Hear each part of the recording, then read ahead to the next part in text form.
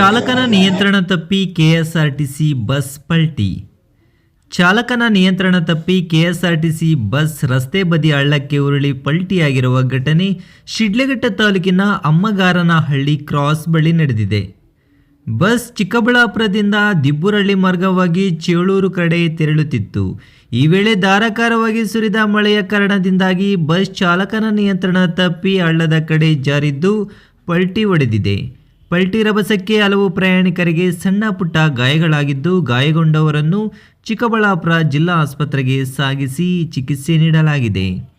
ಇನ್ನು ಘಟನೆ ಸ್ಥಳಕ್ಕೆ ದಿಬ್ಬುರಳ್ಳಿ ಆರಕ್ಷಕ ಉಪ ನಿರೀಕ್ಷಕಿ ಶ್ಯಾಮಲಾ ಹಾಗೂ ಸಿಬ್ಬಂದಿಗಳಾದ ಕೃಷ್ಣ, ಚಂದ್ರಶೇಖರ್ ಭೇಟಿ ನೀಡಿ ಪರಿಶೀಲನೆ ನಡೆಸಿ ಗಾಯಾಳುಗಳನ್ನು ಆಸ್ಪತ್ರೆಗೆ ಸಾಗಿಸಲು ಅನುವು ಮಾಡಿಕೊಟ್ಟಿದ್ದಾರೆ.